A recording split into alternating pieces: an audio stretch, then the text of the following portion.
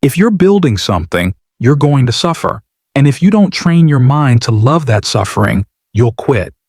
That's why Stoicism isn't optional for founders and creators. It's the edge you didn't know you needed. The Stoics knew this. Long before startups and creators existed, they mastered the art of doing hard things without applause. If you want to innovate, lead, and create, Stoicism is your unfair advantage. This is how you embrace discomfort and fuel innovation with ancient wisdom. 1. The creator's battlefield.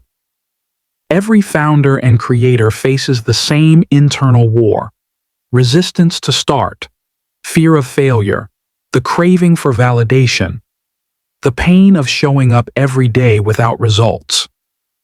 Marcus Aurelius wrote, "You must build up your life action by action, and be content if each one achieves its goal as far as possible." He didn't need praise. He didn't wait for perfect timing. He acted with intention, one step at a time. That's exactly what the creative journey demands. Not perfection, not permission, just consistent, meaningful effort. 2. Why discomfort is the creator's gift. Seneca once said, "We must learn to love discomfort, for in it lies the training of the soul." As a founder or artist, discomfort is not an obstacle, it's your fuel. The anxiety before a product launch, the frustration of creative block, the silence after posting your best work, these are not signs to quit. They are the proof that you're alive, pushing boundaries. Want innovation? Trade comfort for chaos. Trade safety for growth, because creativity only blooms in tension. 3. Voluntary discomfort. Train for what's coming. Epictetus trained his mind like a soldier. He believed the only way to be ready for life's chaos was to simulate it. You're not soft because things are hard. You're soft because you avoid the hard things. That's why every founder should practice voluntary discomfort. Ship a product before it's perfect. Post the idea you're afraid people will judge. Take cold rejection and still show up the next day. Cut out noise and sit alone with your thoughts. These are not hacks. They are philosophical training sessions. Because the real test isn't the marketplace, it's your own mind. 4. Control what you can. Ignore the rest. You can't control how many people watch your videos. You can't control if your product goes viral. You can't even control how people respond to your ideas. But you can control how consistently you create, how you respond to criticism.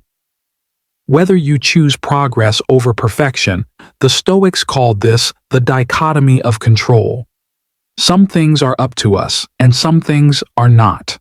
Epictetus. When you internalize that, you stop chasing outcomes. You build from principle, not pressure. That's when real innovation happens. From a grounded mind, from a place of stillness in the storm. 5.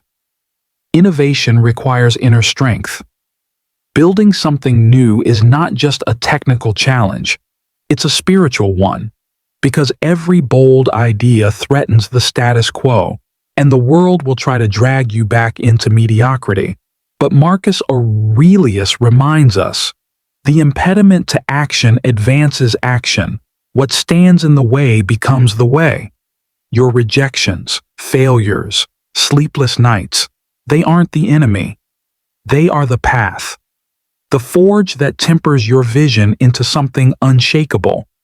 And that path? It belongs to those who suffer with intention.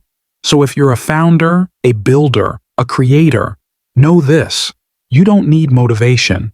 You need discipline. You don't need comfort. You need conviction, and you don't need certainty. You need courage. Embrace discomfort. Sharpen your mind. Build from within. And if you're ready to lead with Stoic fire, subscribe to Stoic Hustle, because greatness begins where comfort ends.